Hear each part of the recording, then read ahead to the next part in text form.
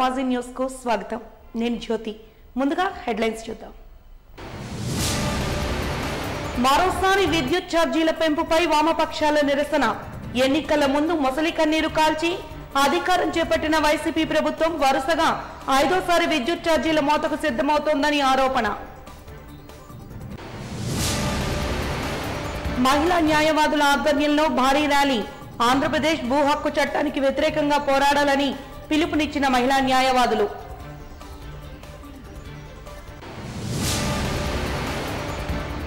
కాంగ్రెస్ తోనే ఆంధ్ర రాష్ట్ర అభివృద్ధి సాధ్యమన్న కాంగ్రెస్ నాయకులు. వచ్చే ఎన్నికల్లో విజయం తమదేనంటూ ధీమా వ్యక్తం చేసిన పార్టీ సీనియర్ నేత కొయ్య ప్రసాద్ రెడ్డి. ఇక వివరాల్లోకి వెళ్తే విద్యుత్ ఛార్జీల పెంపుపై ప్రజాభిప్రాయ సేకరణ చేపట్టడాన్ని నిరసిస్తూ సోమవారం గురుద్వారా ఏపీఈపీడీసీఎల్ కార్యాలయం ఎదుట వామపక్ష పార్టీలు ఆందోళన బాటపట్టాయి.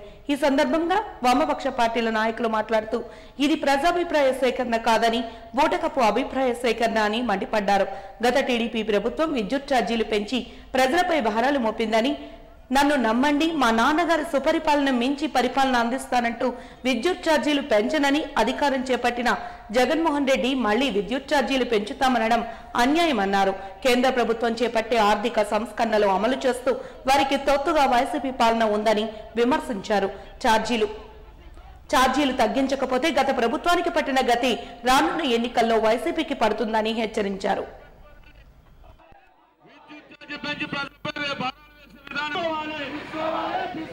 విద్యుత్ ఛార్జీలు పెంచుతున్న ప్రతిపాదన వెంటనే వెనక్కి తీసుకోవాలి. మాకు అధికారం ఇవ్వండి, రాష్ట్రంలో ఎటువంటి పరిస్థితుల్లో కూడా విద్యుత్ ఛార్జీలు పెంచమని చెప్పని జగన్మోహన్ రెడ్డి ఎన్నికల ముందు పాదయాత్రలో ప్రజలకు హామీ ఇచ్చారు. ఈ హామీకి పూర్తిగా విరుద్ధంగా విద్యుత్ భారాలని ప్రజల మీద విపరీతంగా వేస్తా ఉన్నారు. విద్యుత్ ఛార్జీలతో పాటు ప్రూఫ్ ఛార్జీలు, అదనపు ఛార్జీలు, కస్టమర్ ఛార్జీలు, ఇంధన ఛార్జీలు, సర్దుబాటు ఛార్జీలు, ఈ ఛార్జీలే ఛార్జీలు. ఈ ఛార్జీల పేరు మీద ప్రజల మూలుగులు పీల్చి విద్యుత్ భారాలు విపరీతంగా ప్రభుత్వం ప్రజల మీద వేస్తా ఉంది. ఈ దుర్మార్గమైనటువంటి ఈ ఛార్జీలు వెంటనే రద్దు చేయమని చెప్పని సిపిఎం, సిపిఐ, వామపక్ష పార్టీలుగా మేము డిమాండ్ చేస్తా ఉన్నాం. నాకు అధికారం ఇవ్వండి. ఇంతవరకు ప్రభుత్వాన్ని ఏలుతున్నటువంటి తెలుగుదేశం పార్టీ విద్యుత్ ఛార్జీలు పెంచి ప్రజలపై భారాలు మోపింది. నన్ను నమ్మండి, మా నాన్నగారు పరిపాలన చేసినట్టు విద్యుత్ ఛార్జీలు పెంచనని చెప్పి గడిచిన 4 సంవత్సరాలుగా ప్రజల్ని మోసం చేస్తున్న జగన్మోహన్ రెడ్డి గారు మళ్ళీ ఇంకొకసారి విద్యుత్ ఛార్జీలు పెంపు పేరిట ఈరోజు బోర్డు కట్టపు ప్రజాభిప్రాయాన్ని పేరుతో ఇక్కడ ప్రజాభిప్రాయం సేకరణ చేస్తున్నారు. ఇది ప్రజాభిప్రాయ సేకరణ మాత్రం కానే కాదు, ప్రజలను మోసం చేసే సేకరణ ఇది. రాహుల్ గాంధీని ప్రధానమంత్రిని చేయడమే స్వర్గీయ వైఎస్ రాజశేఖర్ రెడ్డి కళ అని, ఆ కళ నెరవేరాలన్న ఆకాంక్షతోనే షర్మిల కాంగ్రెస్ పార్టీలో చేరారని కొయ్య ప్రసాద్ రెడ్డి అన్నారు. తాను మొదటి నుంచి వైఎస్ఆర్ కుటుంబంతోనే ఉన్నానని, కానీ జగన్మోహన్ రెడ్డి ప్రభుత్వంలో ఆంధ్రప్రదేశ్ అభివృద్ధి కుంటుపడిందని, సుజల స్రవంతి ప్రాజెక్టుతో పోలవరం ప్రాజెక్టు ఆగిపోయిందని తెలిపారు. ఏపీకి ప్రత్యేక హోదా కాంగ్రెస్ తోనే సాధ్యమని, అందుకే షర్మిల వెంట నడవాలని కాంగ్రెస్ పార్టీలో చేరానంటున్న కొయ్య ప్రసాద్ రెడ్డితో మా వాజీ news coordinator Balakrishna face to face. అధ్యక్షురాలుగా వైఎస్ షర్మిల గారు రావడంతో ఒకసారిగా కూడా ఇతర పార్టీల నుంచి కాంగ్రెస్ పార్టీలోకి వలసలు పెరిగాయి. అయితే విశాఖపట్నంలో ప్రధానంగా చూసుకున్నట్టయితే అనేక మంది నేతలందరూ కూడా ఇటు కాంగ్రెస్ పార్టీలోకి జాయిన్ అవుతున్నారు. ప్రధానంగా కొయ్య ప్రసాద్ రెడ్డి గారు వైసీపీ నుంచి ఆయన కాంగ్రెస్ పార్టీలో చేరడం జరిగింది. అయితే ఆయనకి ఎటువంటి బాధ్యతలు అప్పగిస్తున్నారు, అసలు ఎందువల్ల ఆయన మొదటి నుంచి కూడా వైఎస్ రాజశేఖర రెడ్డి గారి కుటుంబంతో ఉన్నటువంటి ఆయన ఇప్పుడు వైసీపీలో ఉన్నటువంటి ఆయన ఇప్పుడు కాంగ్రెస్లోకి ఎందుకు రావాల్సి వచ్చింది, ఆయన అడిగి మరిన్ని వివరాలు తెలుసుకుందాం. సార్ చెప్పండి, ప్రధానంగా మీరు మొదటి నుంచి కూడా కాంగ్రెస్ పార్టీలో ఉండేవారు, తర్వాత వైఎస్ఆర్ పార్టీలోకి వెళ్ళడం జరిగింది. ఇప్పుడు షర్మిల రాకతో మళ్ళీ పార్టీలోకి రావాలని ఎందుకంటే మొట్టమొదటి నుంచి దివంగత మహారాజు రాజశేఖర అభిమానంతో రాజకీయాల్లోకి వచ్చారు. ఆయన మనసు గెలుచుకుని ఆయన మనిషిగా కొనసాగుతున్న అప్పటి నుంచి వరకు కూడా.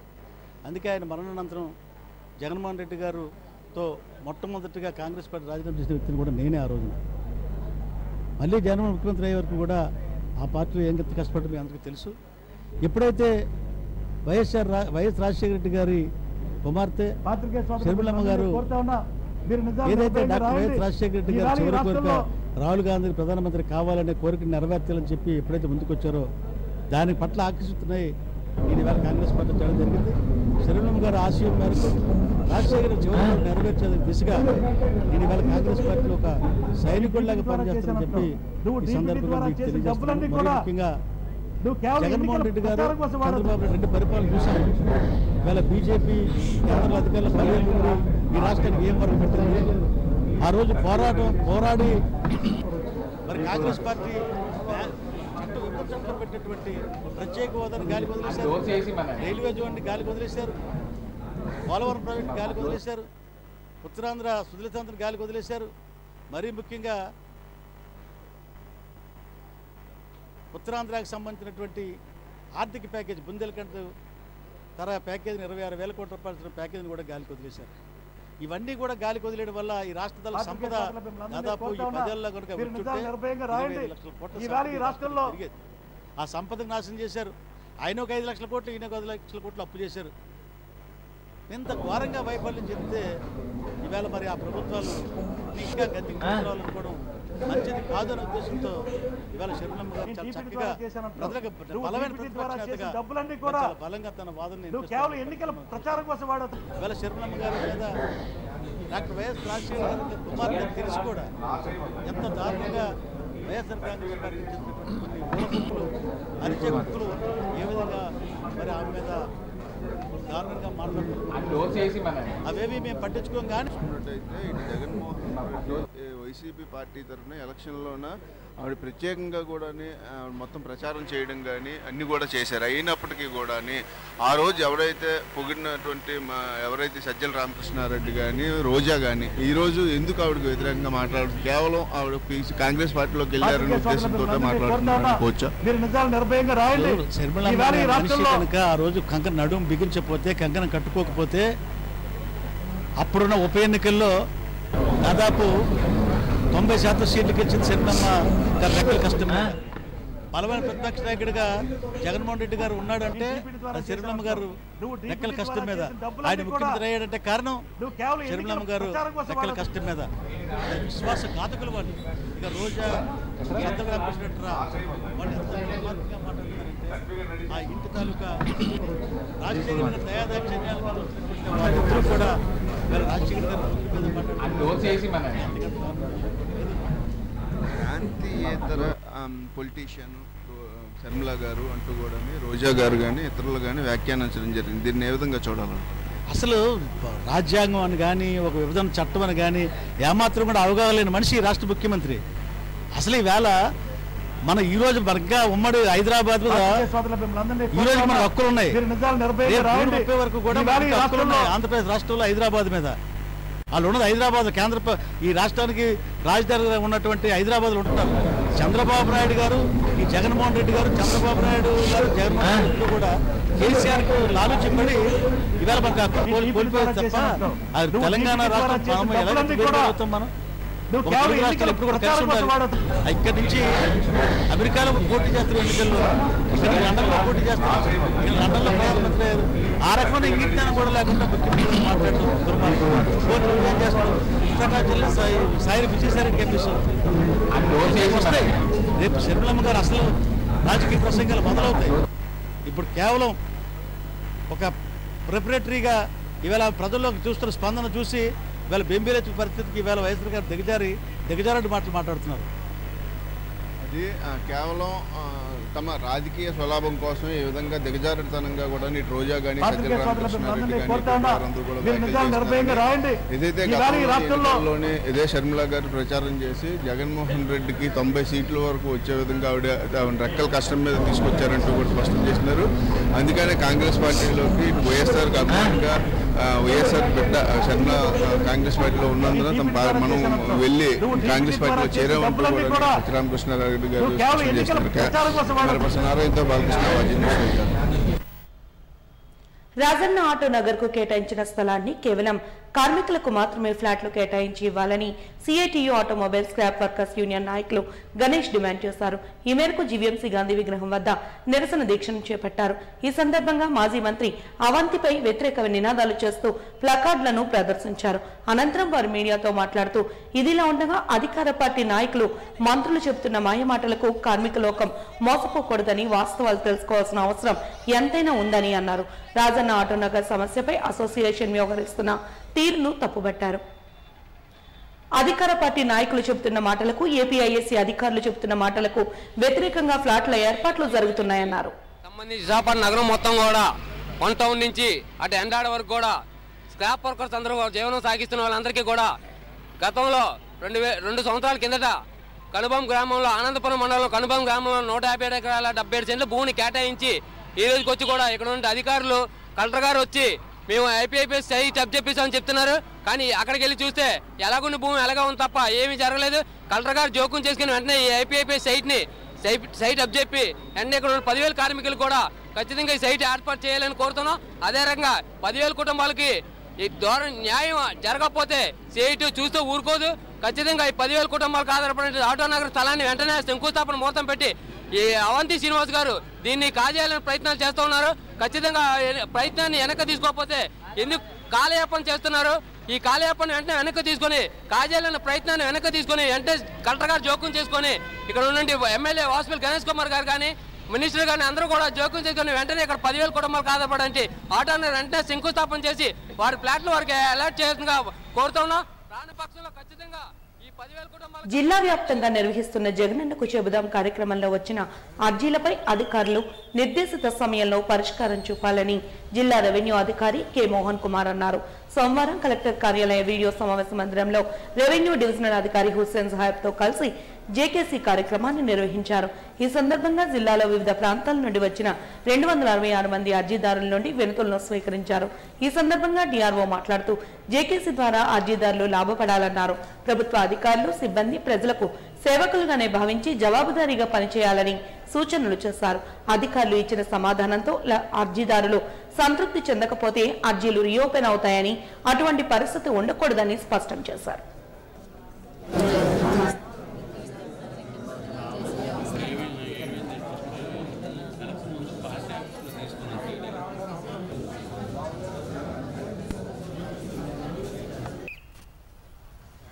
తోపుడు బండతో చిరు వ్యాపారం చేసుకుని పొట్ట పోసుకునే వారి ఉపాధిపై దెబ్బ కొట్టవద్దని తోపుడు బండ నాయకులు వెంకట్రావు డిమాండ్ చేశారు. ఈ సందర్భంగా జీవీఎంసీ గాంధీ విగ్రహం వద్ద జరిగిన నిరసన ధర్నాలో ఆయన మీడియాతో మాట్లాడుతూ నగరంలో అనేక చోట్ల తోపుడు బళ్లు పెట్టుకుని చిరు వ్యాపారులు గత 20 ఏళ్లుగా జీవనాన్ని సాగిస్తున్నారన్నారు. వీటిపై ఆధారపడుతూ తోపుడు బండ్లు, ఐస్ క్రీంలు, చిన్న చిన్న బల్లలు పెట్టుకుని వ్యాపారం చేసుకుంటూ జీవనం సాగిస్తున్న వారికి సుప్రీంకోర్టు గైడ్ లైన్స్ ప్రకారం జీవీఎంసీ అధికారులు గుర్తింపు కార్డులు మంజూరు చేయాలని తెలిపారు. వ్యాపారం లేకపోయినా ఇబ్బందులు పడుతూ తోపుడు బండ్లనే నమ్ముకుని వ్యాపారం చేసుకుంటున్నారన్నారు. ఇప్పటికైనా అధికారులు స్పందించి నగరంలోని తోపుడు బండ్ల వ్యాపారులపై దాడులకు దిగడం మానుకోవాలని హితవు పలికారు.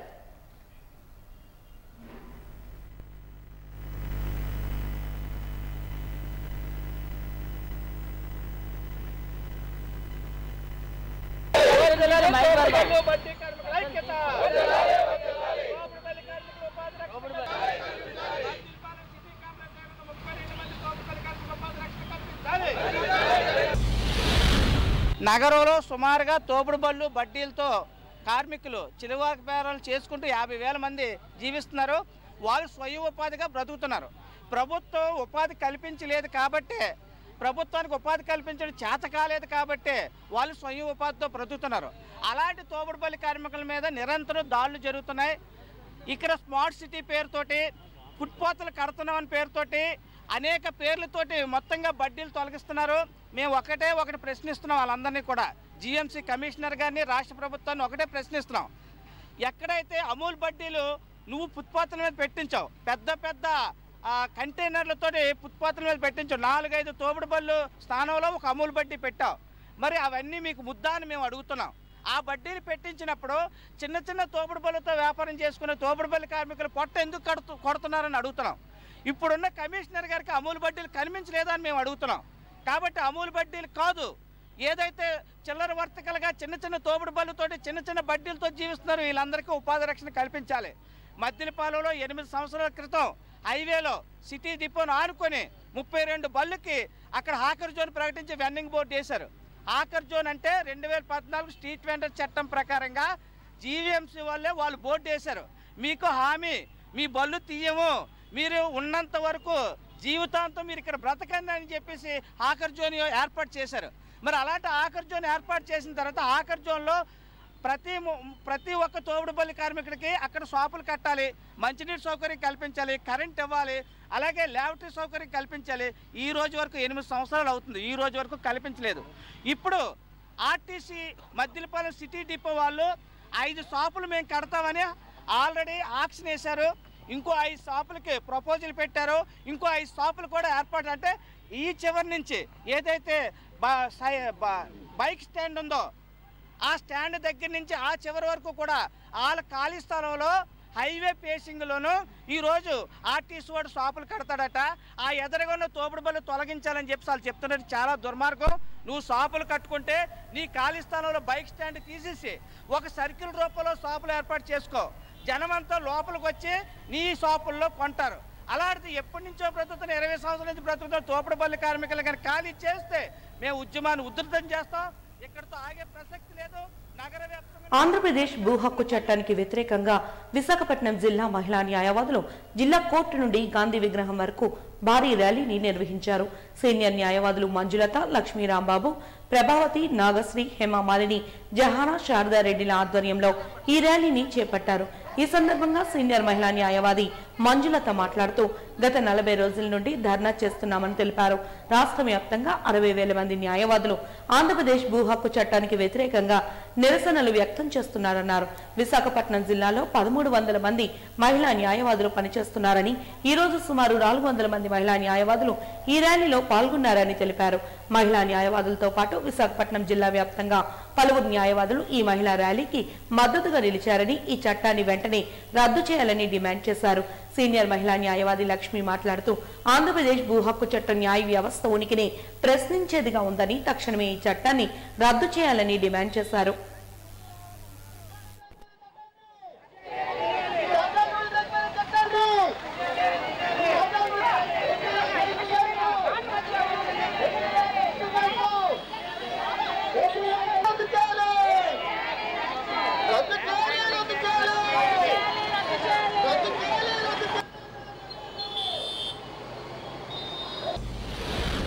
మొత్తం మేము మహిళా వాదులు మొత్తం విశాఖపట్నంలో 1350 మంది ఉన్నాం. ఈరోజు సుమారు 300-400 మంది ఈ ర్యాలీ తీస్తున్నాం. ఈ ర్యాలీ తీయడానికి గల కారణం ఒక భాగం ఏంటంటే ప్రజెంట్ ఉన్న ప్రభుత్వం ఏదైతే అనైతికమైనటువంటి వ్యతిరేకమైనటువంటి ప్రజా వ్యతిరేకమైన చట్టాన్ని పెట్టింది, ఆ దొంగ చట్టాన్ని రద్దు చేయాలనే పద్ధతుల భాగంలోనే ఈరోజు 40వ రోజు, ఈ 40 రోజుల్లోనే మేము ర్యాలీ తీస్తున్నాం. మహిళా న్యాయవాదులు విశాఖపట్నం బార్ అసోసియేషన్ తరఫు నుంచి ఈ ర్యాలీ ఏంటంటే, ఈ ర్యాలీతో ఫైనల్గాను ఏదో ఒక ప్రభుత్వం తీసుకొని మా చట్టాన్ని రద్దు చేయాలి, చెయ్యకపోతే ఇది ఎంతవరకైనా కేంద్రం వరకైనా వెళ్తాము, ప్రభుత్వాన్ని గద్దె దింపే వరకు కూడా మేము ఇది కంటిన్యూ చేస్తామని చెప్పి ఈ సభాముఖంగా తెలియజేసుకుంటున్నాను. ఈ రోజుకి 42 రోజులు కంటిన్యూస్గా నిరాహార దీక్ష చేస్తున్నాము. ప్రభుత్వం ఇది ప్రజా వ్యతిరేక చట్టం, ఇది న్యాయవాదులకి వ్యతిరేక చట్టం అని చాలా మంది అనుకుంటున్నారు. కానీ కాదు, ఇది ప్రజలకి వ్యతిరేకమైన చట్టం ఈ రోజు తీసుకొచ్చారు. మేము ఈ రోజు ఈ పోరాటం చేస్తున్నామంటే ప్రజల కోసం చేస్తున్నాము, న్యాయవాదుల కోసం కాదు. వీరందరూ అనుకుంటున్నారు న్యాయవాదులకు నష్టం జరుగుద్ది కాబోలు అందుకని చేస్తున్నారని ప్రజలు దురభిప్రాయంలో ఉన్నారు. కానీ ఇది మేము చేస్తున్నది ప్రజల కోసం.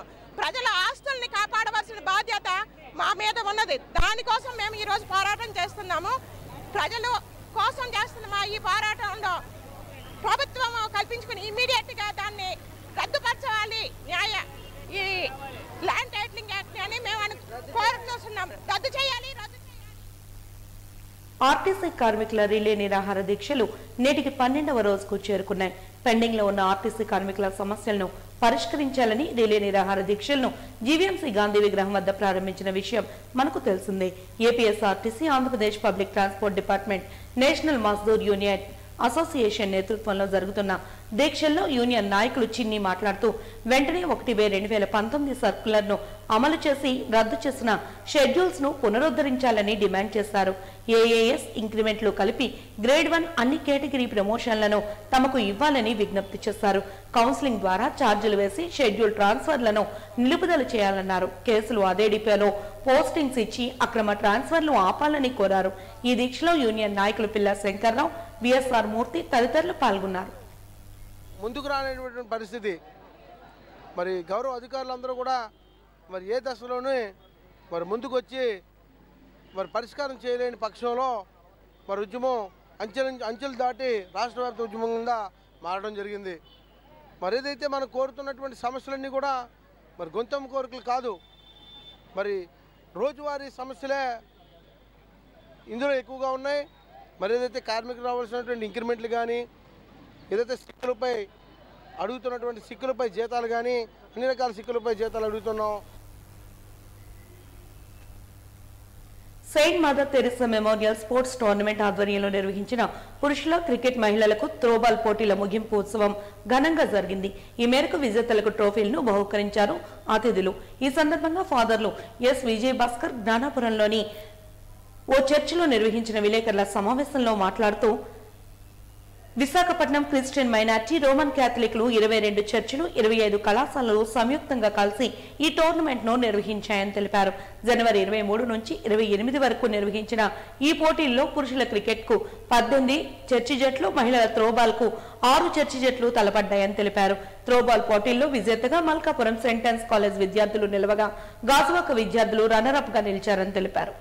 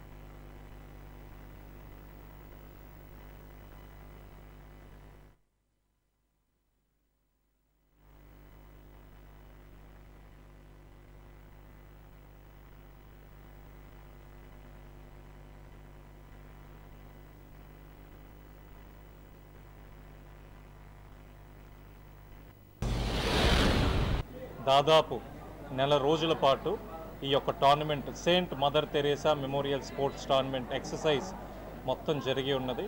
మొదటగా ప్రతి ఒక్క విశాఖపట్నంలో ఉన్న క్రైస్తవులు, రోమన్ క్యాథలిక్ దాదాపు 1,00,000 మంది ఉన్నారు. 23 ప్యారిష్లు ఉన్నాయి.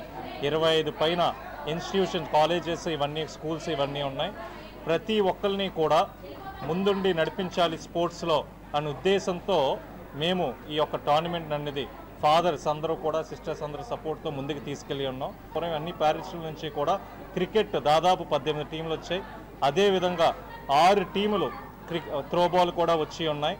5-6 రోజుల నుంచి 23వ తారీఖు మొదలైన ఇనాగ్రేషన్ నుంచి ఈ రోజు 28 వరకు దాదాపు ప్రతి ప్యారిష్ నుంచి కూడా ఫాదర్స్, సిస్టర్స్, కాలేజెస్ అందరూ వచ్చి సపోర్ట్ చేసి ఈ యొక్క విజయవంతంగా చేసి ఉన్నారు.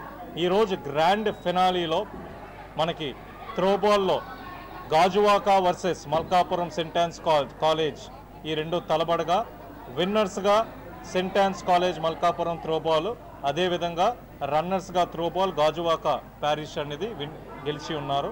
క్రికెట్కి వచ్చినప్పటికీ Malkapuram Saint Joseph the worker church Pradeep father గారి ఆధ్వర్యంలో వాళ్ళ టీం అంతా కూడా రన్నర్స్ అప్గా ముందుకెళ్ళి ఉన్నారు.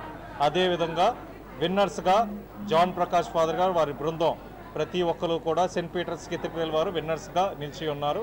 ఈ యొక్క టోర్నమెంట్ని ముఖ్యంగా జరుపుటకు ఆర్గనైజింగ్ కమిటీ అనేది చాలా మమ్మల్ని ముందుండి నడిపించి ఉన్నారు. దాంట్లో ముఖ్య పాత్ర పోషించిన చీపురపల్లి విజయ్ గారు, అదేవిధంగా గుజ్జల ప్రమీల గారు, అదేవిధంగా రాడి రవి గారు మరియు వానిపల్లి ఉషా గారు, మరి శాంతి గారు, బోదల రమేష్ గారు, ఇంకా అనేక మంది, ఒక దాదాపు 20 నుంచి 30 మంది, ప్రధానంగా 30 మంది వరకు అందరూ కూడా ఎంతో కష్టపడి ఈ టోర్నమెంట్ ముందుండి అందరినీ కలిపి ఈరోజు ఈ కార్యక్రమం చేపట్టి ఉన్నారు. జగనన్న ఇల్లు కార్యక్రమంలో భాగంగా తమకు కేటాయించిన స్థలాలను లబ్ధిదారులకు అందించడంలో అధికార యంత్రాంగం జాప్యం చేస్తోందని జిల్లా కలెక్టరేట్ వద్ద పలువురు లబ్ధిదారులు ఆవేదన వ్యక్తం చేశారు. ఈ మేరకు డీడీలను తీసి ప్రభుత్వానికి నగదు చెల్లించామని, అయినా తమకు స్థలాన్ని కేటాయించడంలో జాప్యం ఎందుకని వారు ప్రశ్నించారు. ఇదే విషయంపై జిల్లా కలెక్టర్కు వినతి పత్రాన్ని అందించామని, స్పందనలో భాగంగా అధికారులు తమ గోడును తెలుసుకోవాలని వారు విజ్ఞప్తి చేశారు. ఈ సందర్భంగా జిల్లా కలెక్టరేట్ వద్ద పలువురు లబ్ధిదారులు మాట్లాడుతూ 4 ఏళ్ల పరిపాలనా కాలంలో ఇప్పటి వరకు ఇళ్ల స్థలాలను కేటాయించకపోవడం ఏంటని ప్రశ్నించారు. నగదు చెల్లించినా ఇదిగో అదిగో అంటూ తాత్సారం చేస్తున్నారని మండిపడ్డారు. పట్టణ పరిధిలో ఇల్లులు లేక, అద్దెలు చెల్లించలేక చాలీచాలని జీతాలతో బ్రతుకును వెళ్లిబుచ్చడం కష్టంగా ఉందని వారు అధికారులకు విన్నవించుకున్నారు. జగనన్న ఇల్లులు 48 గజాలకు సంబంధించి 35,000 రూపాయలు కట్టించుకోవడం జరిగింది. మేము అద్దెంట్లో ఉంటున్నాము. అద్దెలు 6,000 రూపాయలు, 5,000 రూపాయలు కట్టలేక చాలా ఇబ్బంది పడుతున్నాము. అత్యంత ఇబ్బందికరంగా ఉంది. ఈరోజు కరెంటు బిల్లులు కూడా విపరీతంగా పెరగడం వల్ల ఇంటి అద్దె కట్టుకోలేకపోతున్నాం, కరెంటు బిల్లులు కట్టుకోలేకపోతున్నాం. సొంత ఇల్లు ఉంటే ఎక్కడో దగ్గర ఎలాగోలాగా బతుకుదామని ఆలోచనతోనే ఉన్నాము. ఈ రోజుకే ఆ సమస్య పరిష్కారం కావట్లేదు. తప్పలుగా సచివాలయం సిబ్బంది దగ్గర తిరిగినా ఈ రోజుకి సమస్య పరిష్కారం కాలేదు. ఈ రోజుకి కూడా మేము తిరుగుతున్నాం, కానీ సంవత్సరం బట్టి తిరుగుతున్నాం. ఈ సంవత్సరం బట్టి 35,000 రూపాయలు వడ్డీలు కట్టుకోలేకపోయిన పరిస్థితిలో దారుణమైన పరిస్థితులు ఉన్నాం. అత్యంత పేదవాళ్ళమి, కూలి పని చేసుకునే వాళ్ళమి. మాకు ఇంకెంతకంటే మా కూలికి వెళ్తేనే ఆదాయం వస్తుంది, కూలి పనికి వెళ్ళకపోతే ఆదాయం లేని పరిస్థితులు ఈరోజు మేమందరం కూడా ఉన్నాము. అందుకని తక్షణమే మాకు ఇల్లులు కేటాయించాలనేది ఈరోజు కలెక్టర్ గారిని కలవడానికి వచ్చాము. కలెక్టర్ గారు లేక పీడీ గారు ఉన్నారు. పీడీ గారు ఏం చెప్తున్నారంటే తయారైపోయి అని చెప్పారు. తయారైపోతే అక్కడికి వెళ్తే సభవరం కానీ అసలు వెళ్తే తయారైనవి ఏమి లేవు. బేస్మెంట్ వేసి కొన్ని ఉన్నాయి, బేస్మెంట్ లేకుండా కొన్ని ఉన్నాయి. కానీ ఇక్కడ తయారైపోయి మీరు వెళ్ళిపోండి అని చెప్తున్నారు. అక్కడికి వెళ్తే మేము 2 సార్లు వెళ్ళాం, ఆ స్థలం ఎక్కడుందో చూపించలేదు. ఆ బేస్మెంట్ ఎవరిదో తెలియని పరిస్థితిలో ఈరోజు ఉండే పరిస్థితి ఉంది. అందుకనే వెంటనే జగన్మోహన్ రెడ్డి ఏదైతే ఇల్లులు ఇస్తానని చెప్పింది, జిల్లా కలెక్టర్ గారు కానివ్వండి, ఈ నియోజకవర్గం వాసుపల్లి గణేష్ కుమార్ కానివ్వండి, అదే జిల్లా మంత్రి కానివ్వండి, ఏం చేస్తున్నారు అసలు? ఇల్లులు వస్తున్నాయా లేదా అని జీవీఎంసీ కలెక్టర్ గారు కానీ జీవీఎంసీ కమిషనర్ కానీ జోక్యం చేసుకొని ప్రజల సమస్యలు పరిష్కారం చేయాలి. ఈ రోజుకి పరిష్కారం చేయలేని పరిస్థితిలో ఈరోజు అధికారులు ఉన్నారనేది చాలా నిర్లక్ష్యంగా ఉన్నారు. సమస్య పరిష్కారం చేయకపోతే ఇంకా ఆందోళన ఉధృతం చేయడానికి మామూలుగా ఈరోజు మెమోరాండం ఇవ్వడానికి వచ్చాం. లేదంటే కలెక్టర్ ఆఫీస్ గేట్ దగ్గర కూర్చోనిసి మా సమస్య పరిష్కారం అయ్యేదాకా కూడా ఈ రోజు ఉండాలనేసి వచ్చాము.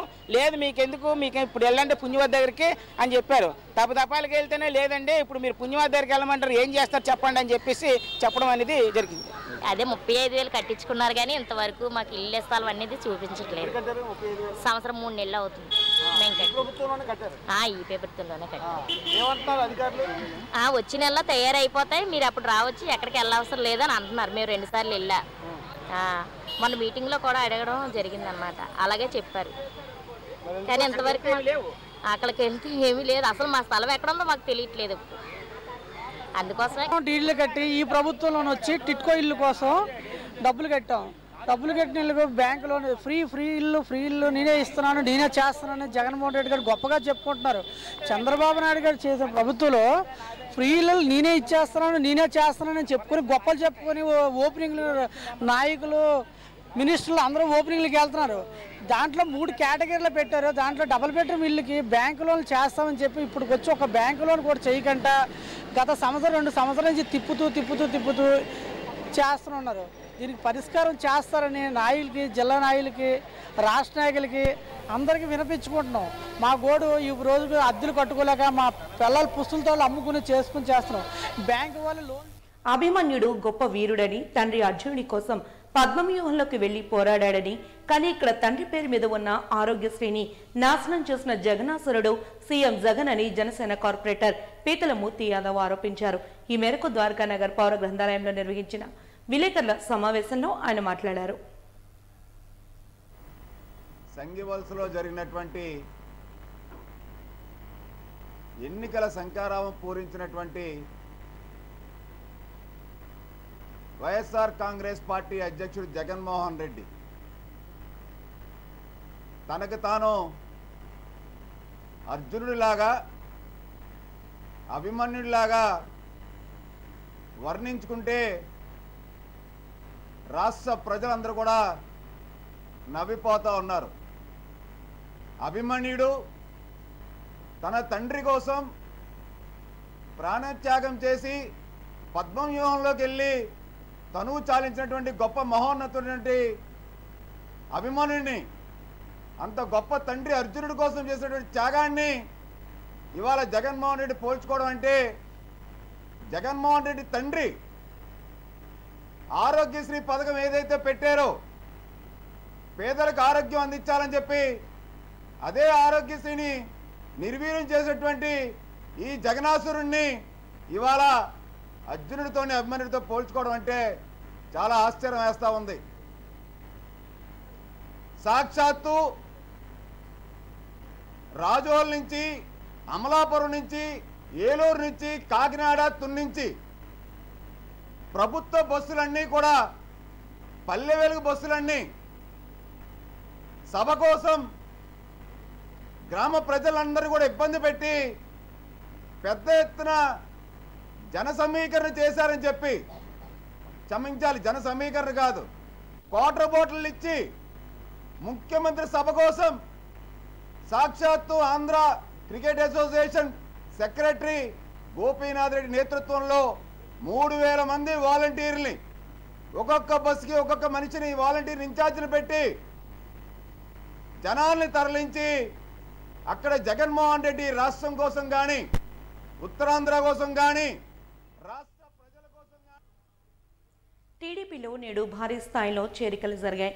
సోమవారం జిల్లా తెలుగుదేశం పార్టీ కార్యాలయంలో జరిగిన కార్యక్రమంలో మాజీ మంత్రి కొండ్రు మురళీమోహన్, జిల్లా తెలుగుదేశం పార్టీ అధ్యక్షులు పల్లా శ్రీనివాసరావు, దక్షిణ నియోజకవర్గ తెలుగుదేశం పార్టీ ఇన్ఛార్జ్ గండిబాబ్జీ సమక్షంలో టీడీపీలో 60 కుటుంబాలు చేరాయి. ఈ సందర్భంగా మాజీ మంత్రి కొండ్రు మురళి మాట్లాడుతూ రాష్ట్రంలో టీడీపీ జెండా రెపరెపలాడుతోందన్నారు. ప్రతి నియోజకవర్గంలోనూ వైసీపీ నుంచి టీడీపీలోకి చేరికలు జరుగుతున్నాయన్నారు. వైసీపీ ప్రభుత్వంలో నిత్యావసర ధరలు విపరీతంగా పెరిగిపోతున్నాయని కార్యకర్తలు తెలిపారు. పలువురు పార్టీలో చేరిన నూతన కార్యకర్తలు మాట్లాడుతూ జగన్ రాజధాని పేరుతో నాటకం ఆడుతున్నారని ధ్వజమెత్తారు.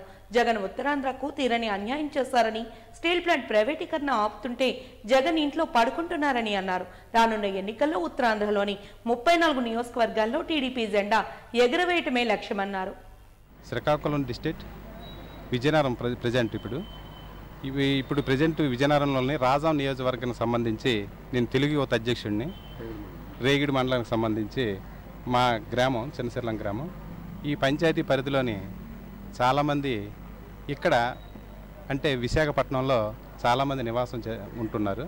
ఈ వలసలు వచ్చి ఇక్కడ నివాసం కొనసాగిస్తున్నారు. వాళ్ళకి ఈ వైసీపీ యొక్క ప్రభుత్వ విధానాలు నచ్చక మా శాసనసభ్యులు శ్రీ కోండ్రు మురళీమోహన్ గారి సమక్షంలో చేరడానికి వాళ్ళు సుముఖంగా ఉన్నారు. అందుకు ఈరోజు మేమందరం ఇక్కడికి రావడం జరిగింది. ఇక్కడ ఈవేళ సుమారు 60 కుటుంబాల వరకు ఈరోజు పార్టీలో చేరికలు జరిగాయి. వైసీపీ విధానాలు ఏ ఒక్కటి కూడా నచ్చక నిత్యావసర వస్తువుల ధరలని, అలాగే చాలా వరకు మద్య నిషేధం అనేది మన ప్రభుత్వం చేపడతానన్నది, అది కూడా ఈరోజు మద్య నిషేధం అనేది అమలు చేయలేదు. అలాగే నిత్యావసర వస్తువులు ఈవేళ ధరలు పెరిగాయి. అలాగే మైనింగ్ అని, వైన్ అని, ఈ విధంగా శాండ్ అని, ఈ విధంగా రాష్ట్రంలోని ఇటువంటి అభివృద్ధి చేయక ఈరోజు చాలామంది ఇబ్బందులు పడుతున్నారు. అందులో భాగంగానే మా నియోజకవర్గంలో చాలామంది గ్రామస్తులు, అలాగే గ్రామ పంచాయతీలన్నీ కూడా వలసలు ఈరోజు వైసీపీలో నుంచి ఈరోజు మా పార్టీలోకి టీడీపీలోకి సుమారు 12 గ్రామ పంచాయతీలు ఈరోజు చేరాయి. అలాగే ఈ మా తాలూకా మా నాయకుడు కోండ్రు మురళీమోహన్ గారు మా నియోజకవర్గాన్ని చాలా వరకు అభివృద్ధి చేశారు. సరఫరా పథకాలని, అలాగే హాస్పిటల్స్ అని, డిగ్రీ కాలేజీలని, రోడ్లని, అవన్నీ కూడా ఈరోజు చాలా అభివృద్ధి కార్యక్రమంలో నడిపించారు. టీడీపీలో చేరడానికి అందరూ కూడా సుముఖంగా ఉన్నారు. చాలా వరకు ఈ కార్యక్రమానికి ఇక్కడ వైజాగ్లోని ఈరోజు ఈ 60 కుటుంబాలు చేరడానికి పార్టీ ఆఫీసులో మేమందరం కూడా రావడం జరిగింది. నా పేరు పల్సిట్ అప్పన్న. నేను నార్త్ నియోజకవర్గం 45వ వార్డు డివిజన్లో ఉంటున్నాం. ఇవి విశాఖపట్నం పార్లమెంటు ఆర్గనైజింగ్ సెక్రటరీగా పనిచేస్తున్నాను.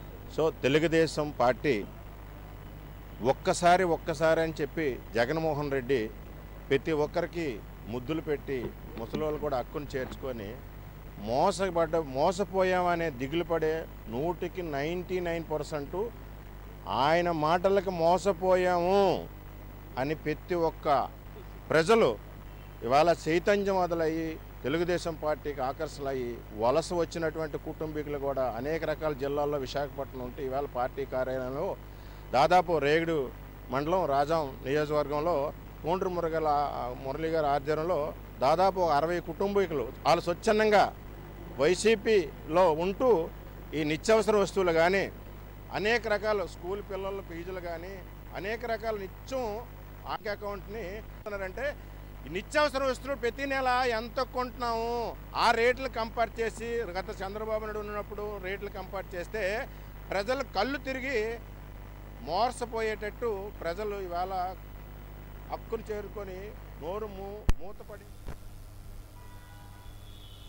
ఆంధ్ర రాష్ట్ర అభివృద్ధి కాంగ్రెస్ పార్టీతోనే సాధ్యపడుతుందని పార్టీ సీనియర్ నేత ఏపీ టెక్నాలజీ మాజీ చైర్మన్ కొయ్య ప్రసాద్ రెడ్డి అన్నారు. స్థానిక హోటల్లో ఏర్పాటు చేసిన విలేకరుల సమావేశంలో ఆయన మాట్లాడుతూ రాష్ట్రంలో ఎన్నికల కురుక్షేత్రం మొదలైందన్నారు. గత 10 ఏళ్లుగా టీడీపీ వైసీపీ పాలనలో ప్రజలకు అన్యాయం జరిగిందన్నారు. విభజన చట్ట హామీలు సాధించలేని పార్టీలుగా ఆ 2 పార్టీలు మిగిలిపోయాయన్నారు. ఈ 2 పార్టీల వల్ల అన్ని సహజ వనరులు పుష్కలంగా ఉన్న రాష్ట్రానికి లక్షల కోట్ల నష్టం వాటిల్లిందన్నారు. ఇటు జగన్మోహన్ రెడ్డి అటు చంద్రబాబు 10 ఏళ్ల కాలంలో ఒకరినొకరు విమర్శించుకుంటూ రాష్ట్రాన్ని దోచుకున్నారని విమర్శించారు. ప్రత్యేక హోదా రావాలన్నా స్టీల్ ప్లాంట్ ప్రైవేటీకరణ కాకుండా ఉండాలన్నా వచ్చే ఎన్నికల్లో కేంద్రంలోనూ రాష్ట్రంలోనూ కాంగ్రెస్ పార్టీ అధికారంలోకి రావాలన్నారు. నమస్కారాలు తెలియజేసుకుంటున్నాను. ఈరోజు రాష్ట్రంలో ఎన్నికల కురుక్షేత్రంలో మనందరం ఉన్నాం. ఎన్నికలు ప్రారంభం అయ్యాయి.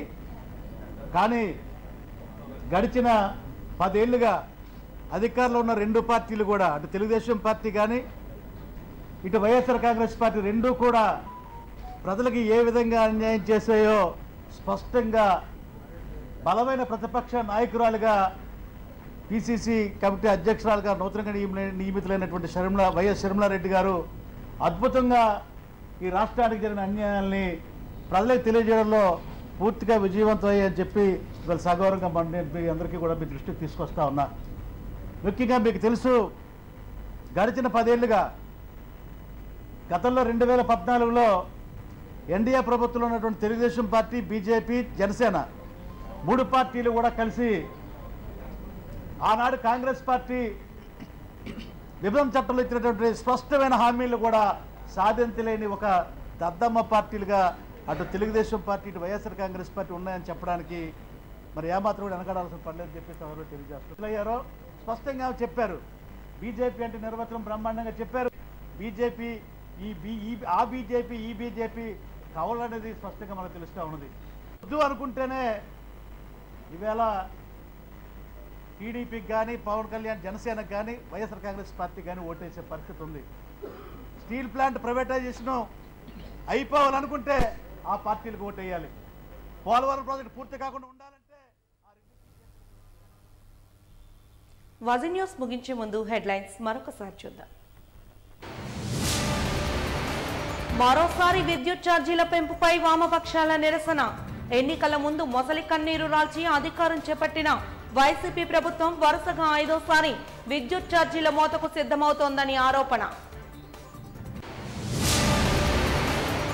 మహిళా న్యాయవాదుల ఆధ్వర్యంలో భారీ ర్యాలీ. ఆంధ్రప్రదేశ్ భూ హక్కు చట్టానికి వ్యతిరేకంగా పోరాడాలని పిలుపునిచ్చిన మహిళా న్యాయవాదులు.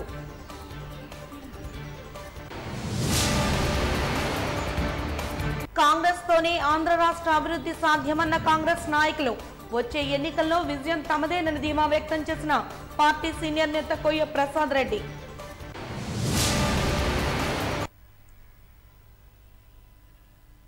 వాజీ న్యూస్ ఇంతటితో సమాప్తం. నమస్కారం.